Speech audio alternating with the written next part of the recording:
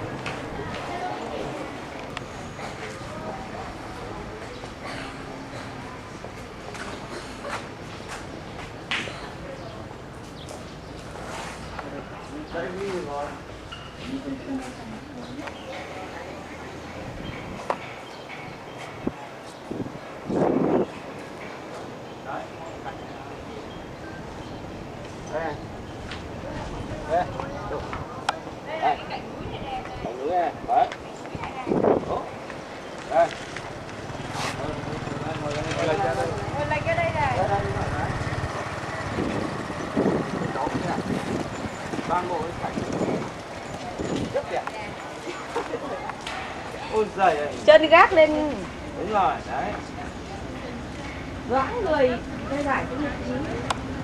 Đứng cơ đơ người ấy.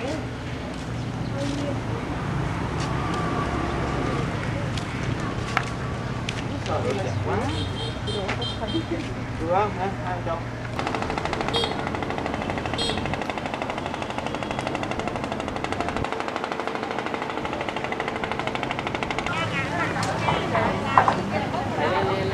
Hello, one bong very cheap and two-way. Don't have time enough. Yeah, money taxi here and Yes. also I am and two hotel.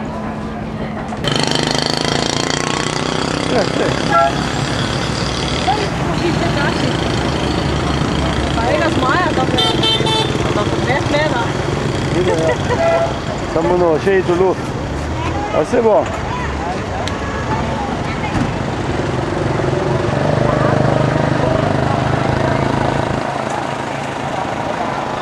Regarde, je peux entendre notre CD, je sais mis ça.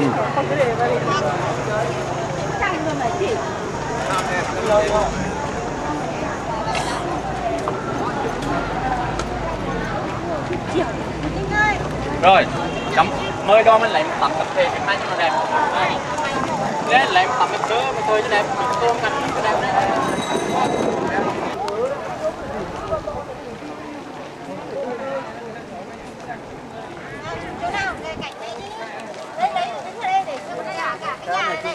Đi sắp chết rồi, bây giờ mà nói đặc quá.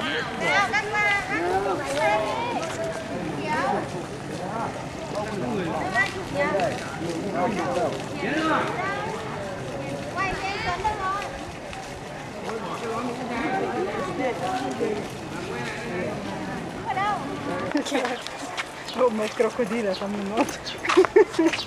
Spomniš, ko sem nekaj zalegel, mami? Skoro. Daj ga slona.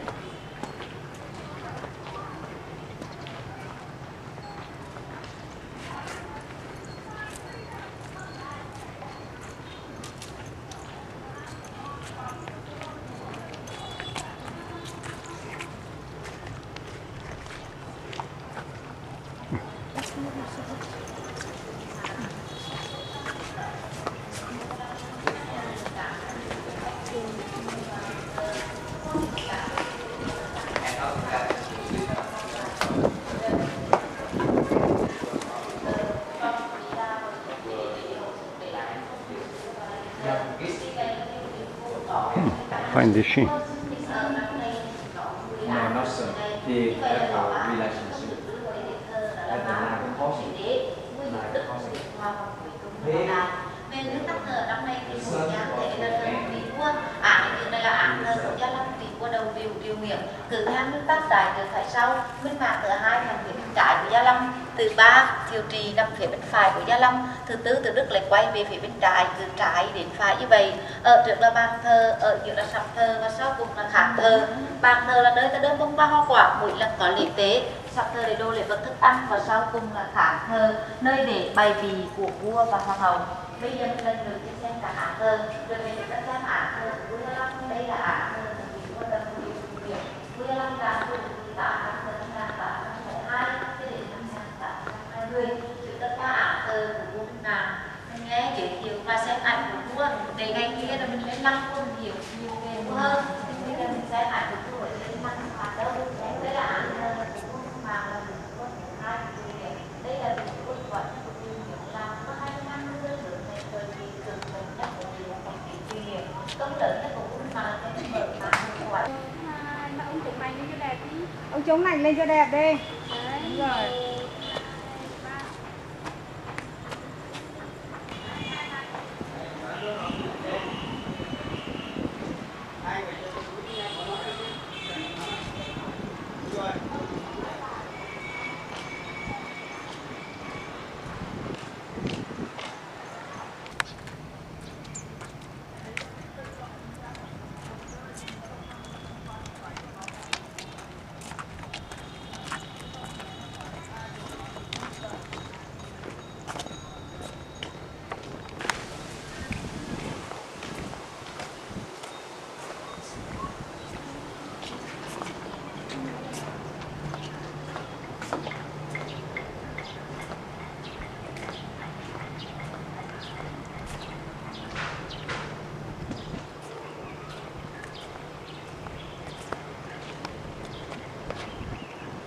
Gil?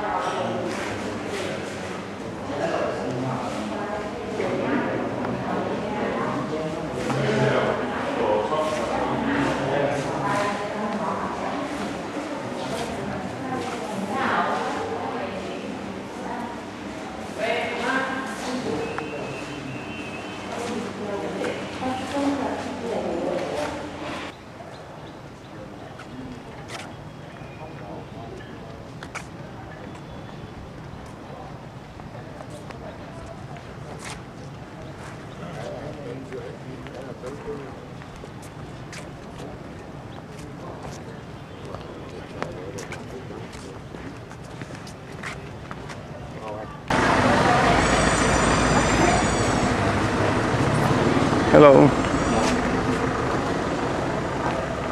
Če se misli to ponavljati, ne, s temi traki.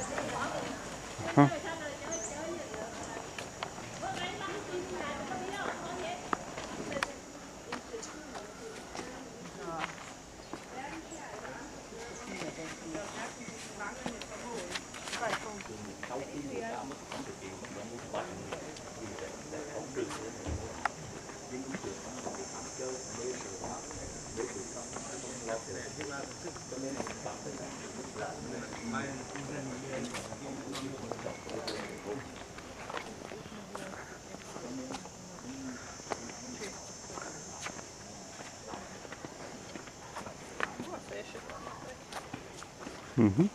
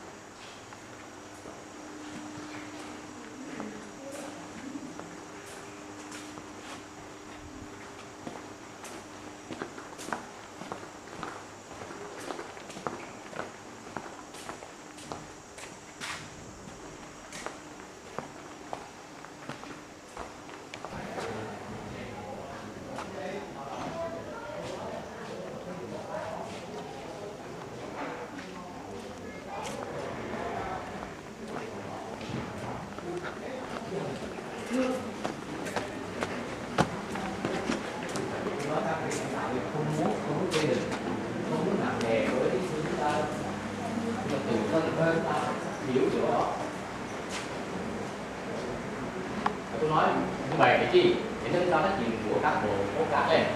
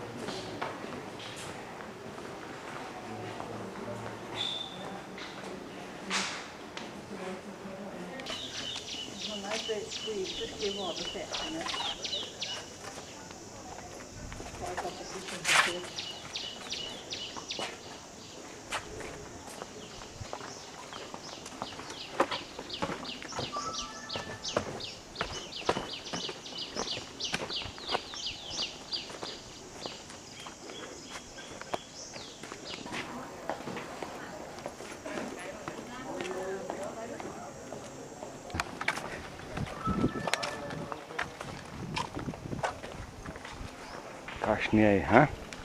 Vrtovi.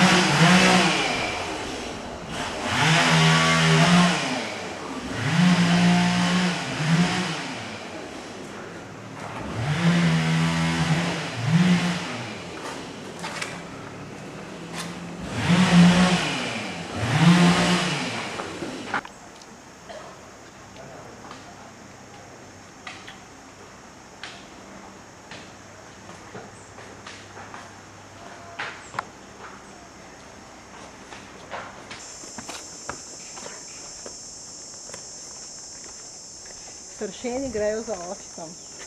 Oči pospešuje.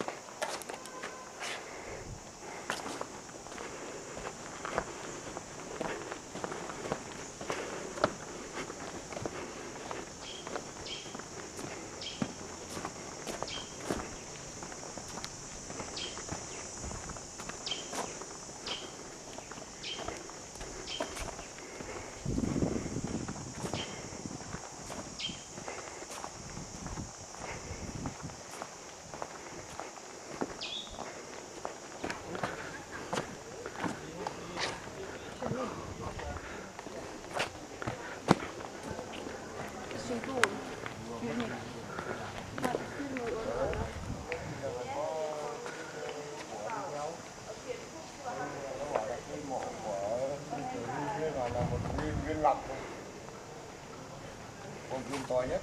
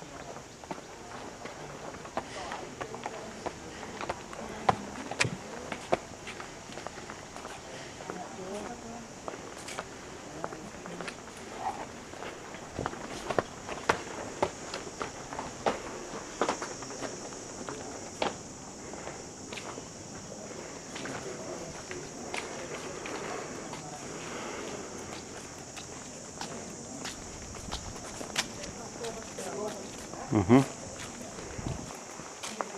như đã bị răng thì cái nơi vị trí của buông ta sẽ bơi sao và lấy và chúng ta thấy rằng đây là cái lăng của vua Tự Đức.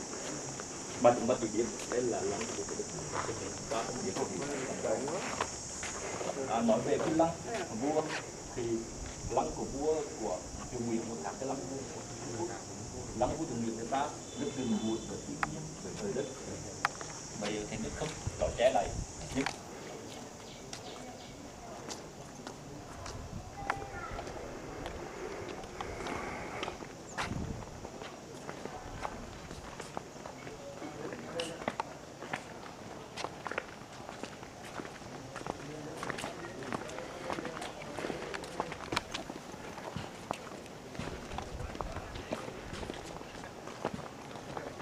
La, greš gor sedeti, Anže, na tega slona. Zakaj ne?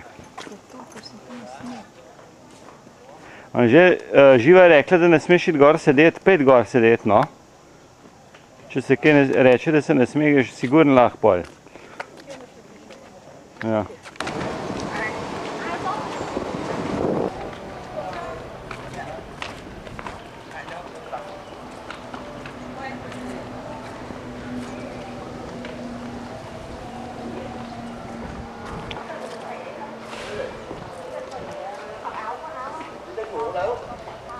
Tốn kém nhờ. Kiếp.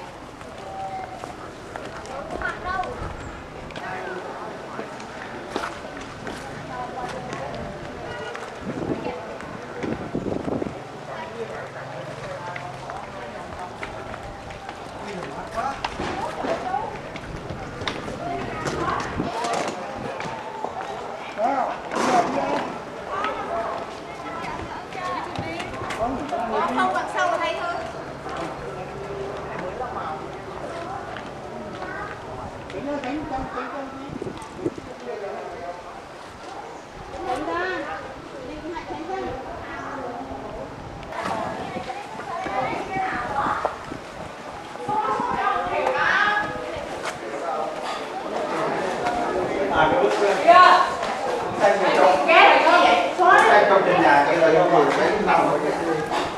Em cầm ôm một con.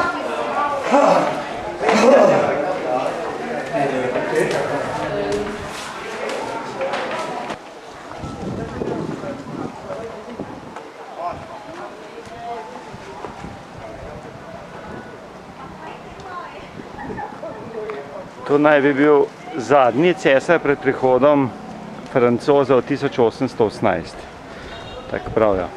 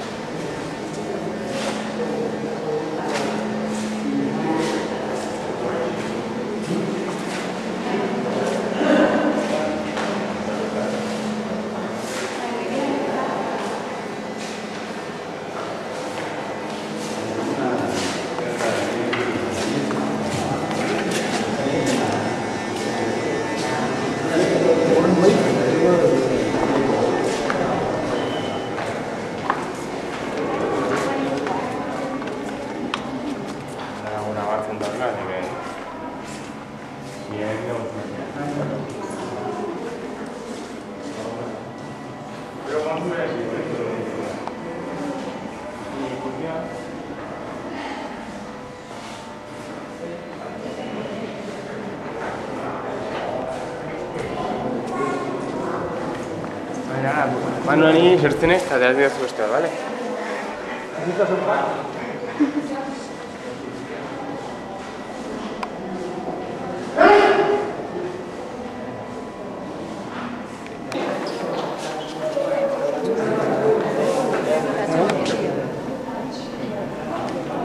Materiale di ciasso.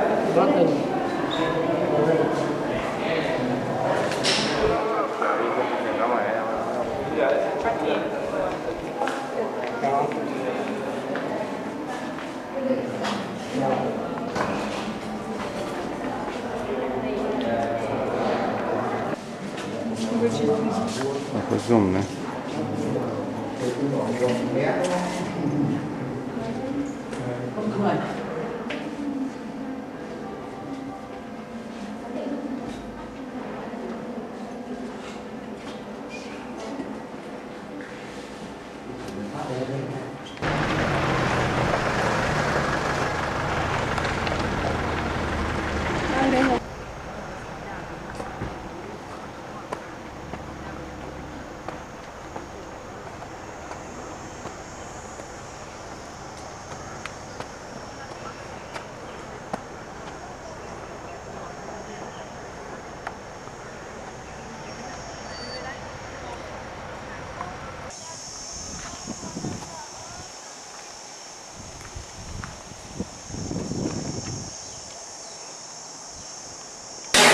Dễ thương quá, chết quá trời ơi.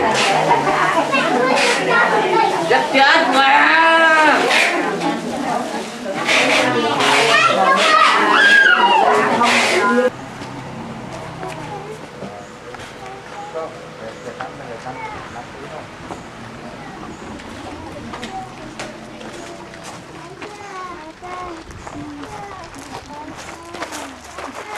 Leci za na ziemi, kurde.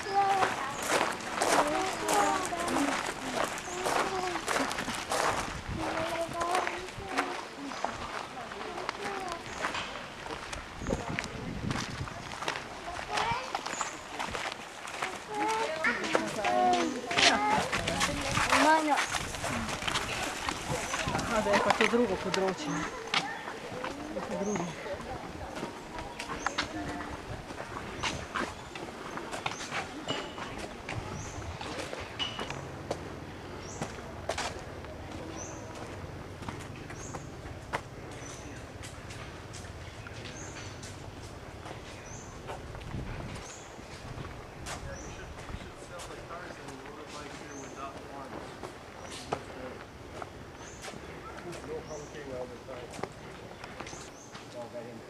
No, mogli być takie.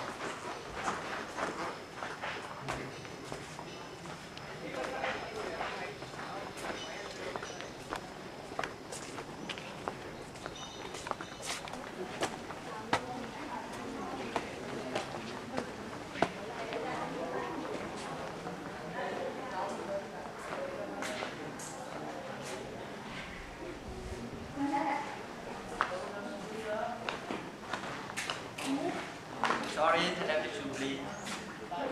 I have to.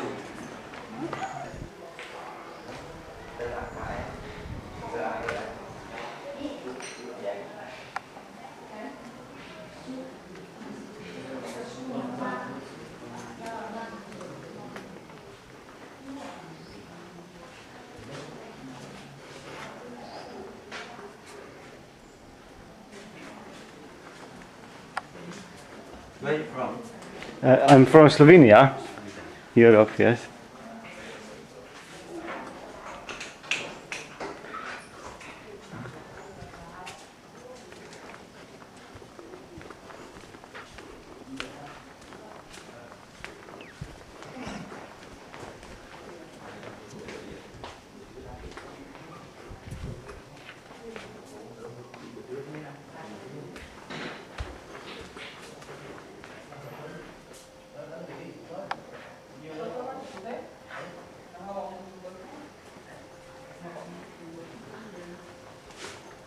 Ja. Ja. Tak je.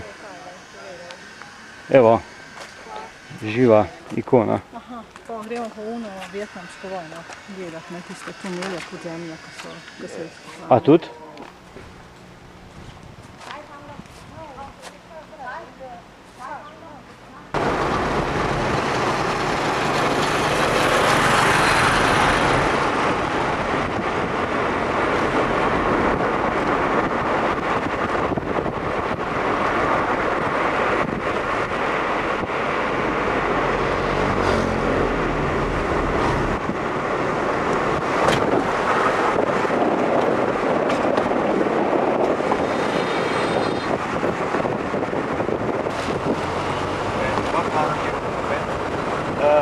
In 3 hours. Mama, in 12. At 12. Good? 3 p.m. Okay. Maybe later, living at one. Yeah, we will go there. Don't worry. Juhu! Torej, jaz grem zdaj čofo vodo, ne? Pod prvo.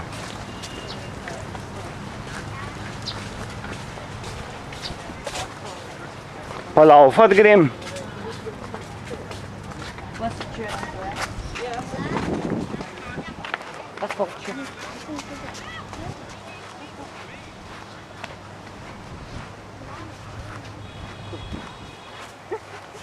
Hi,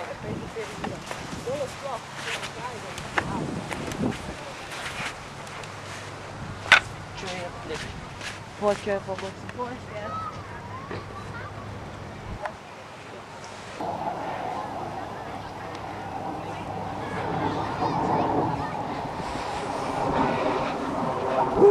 Vročko pes.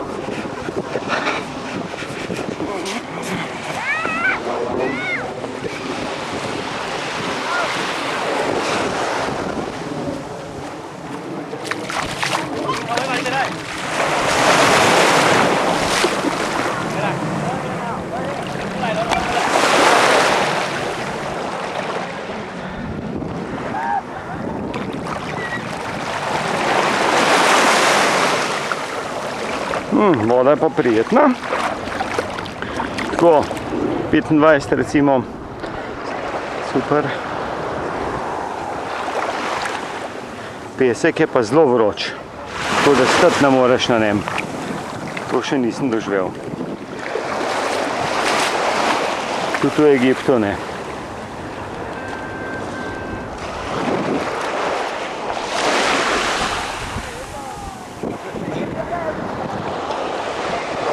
Točiči.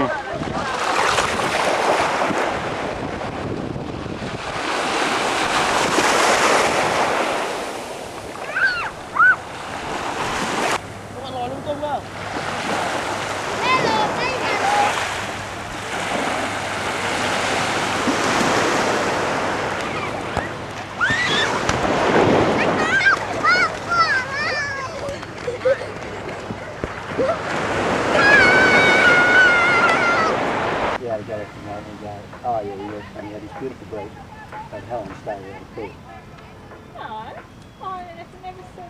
Ne znam, je boš. Sad ti ja je pa ti je.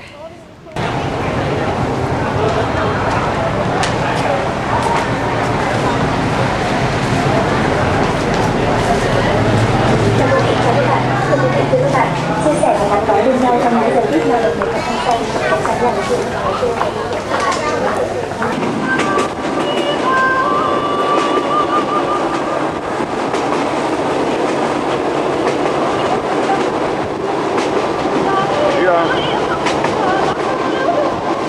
Slikam pa, une slike spet naredil, veš?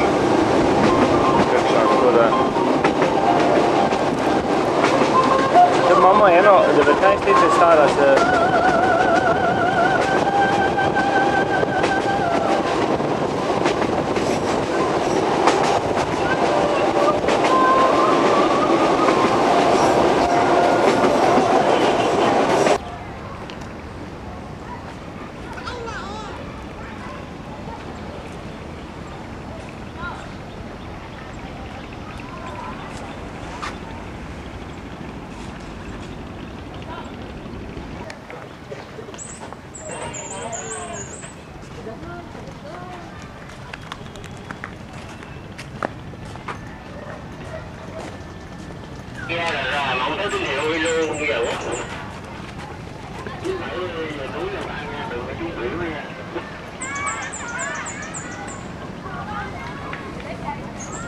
Làm nói chuyện đi, các bạn nói chuyện đi.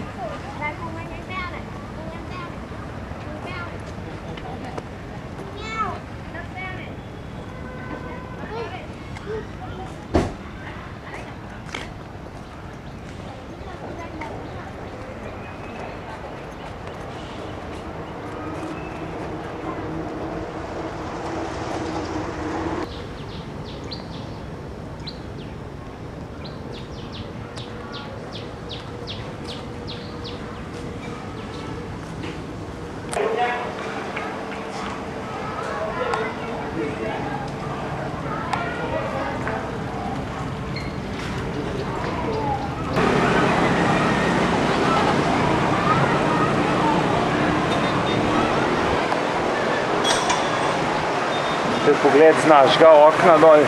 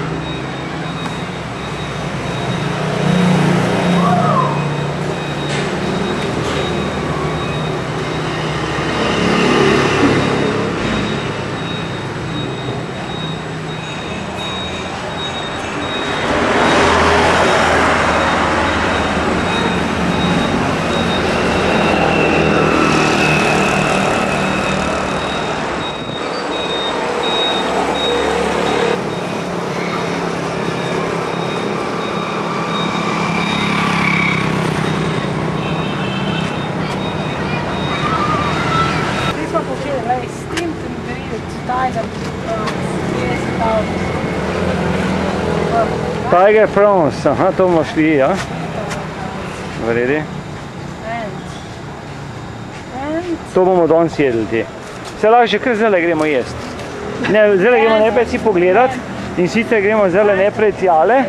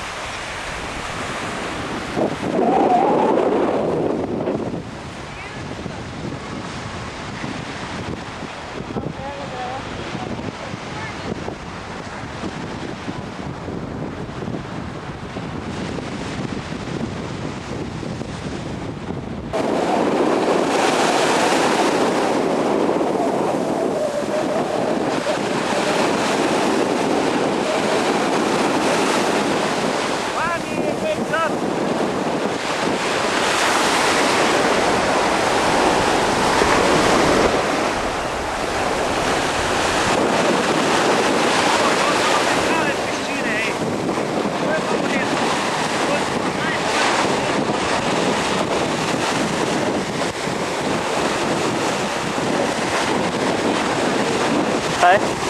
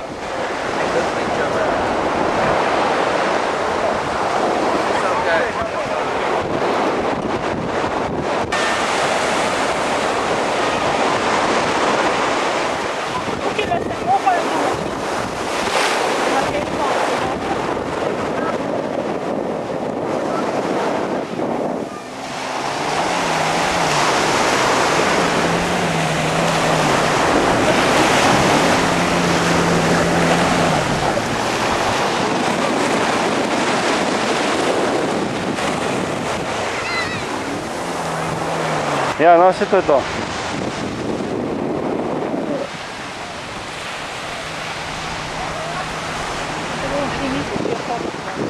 Ja, v redu.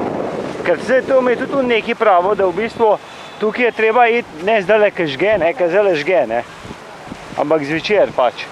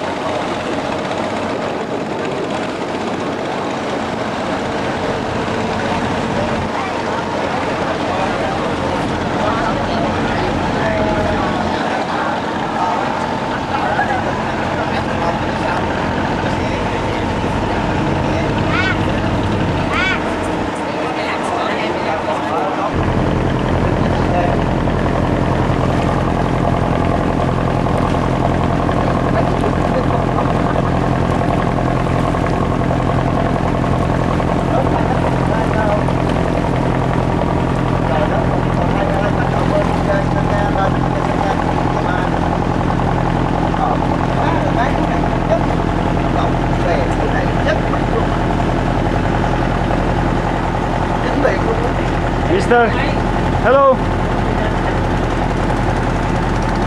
Ok, $10. Ok, $10.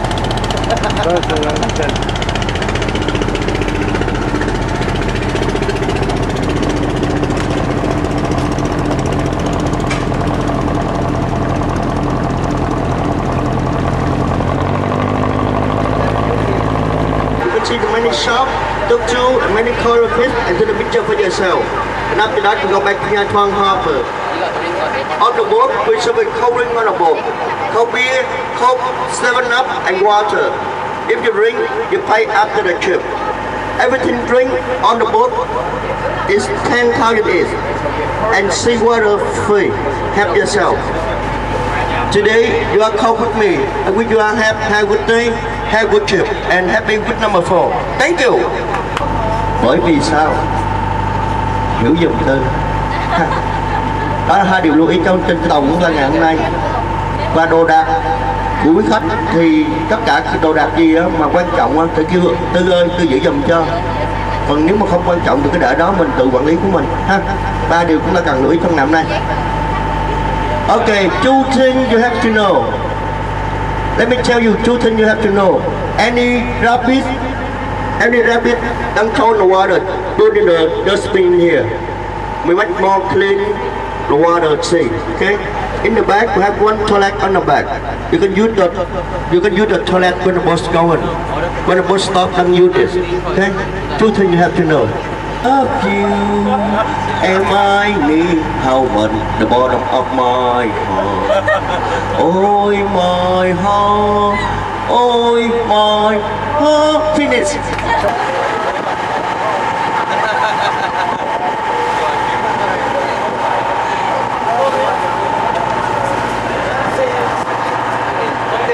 I was waiting for you to start singing.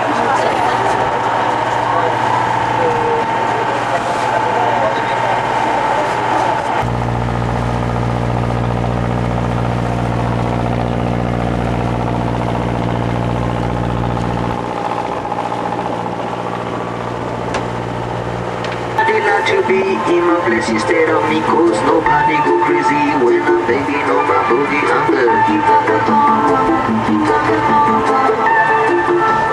Hit me when I come, baby.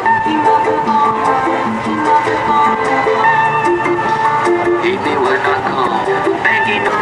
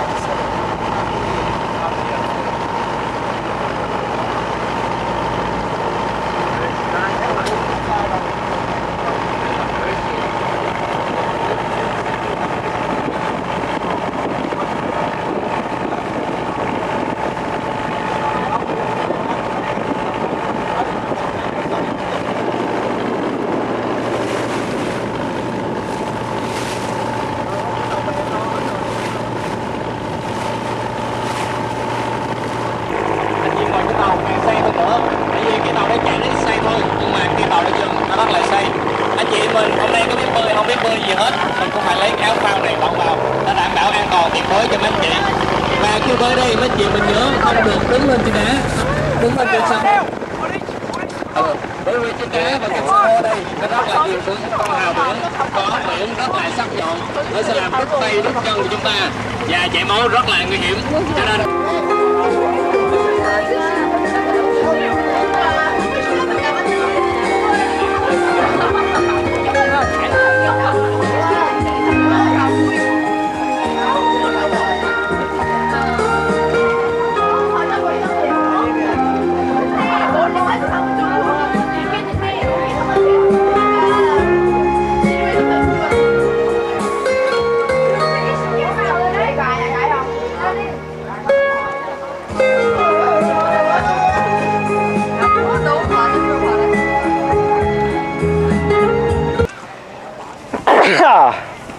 Mà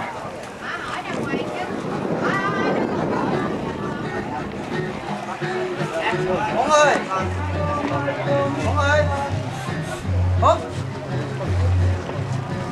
đó, ngồi lúc ở đây đi. Dắt dây giày vô, dắt ở dưới mấy cái dành á, cái chỗ dành dây giày vô.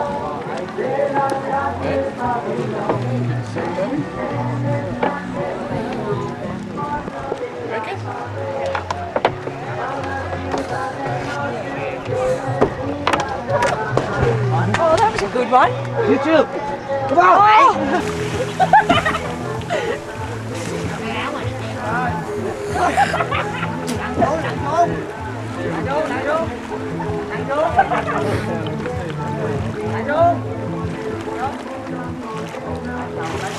Dưới kìa.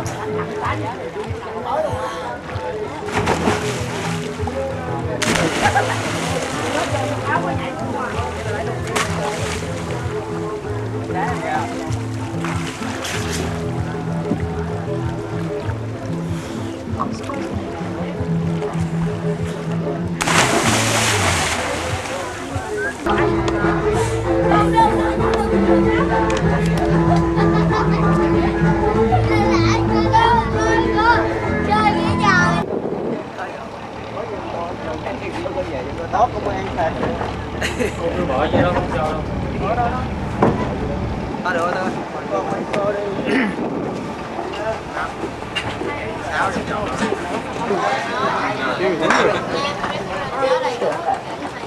Đó thì đó thì cái từ từ.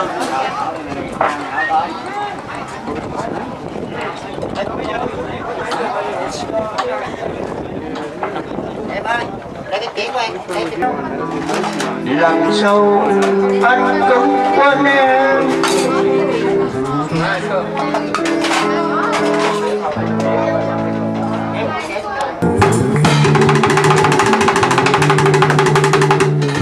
Right, left hand.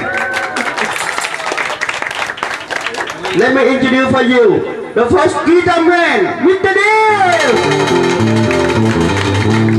The good summer, Mr. D. This room we bought in Japan from Yamaha company. Fucking expensive. $15,000 US for this room, right? The best singer, Fatboy Slim. The tambourine, Lady Boy. The first song we listen to you, this is a Vietnamese song. This song, number 4 both trip song. Everything we do today, all together right in the program and in the song. We do today at điểm. Mà ta nổi này điểm lắm không? Vâng, gửi tới cô chú anh chị một tay trống cho đến dòng Trung Thu.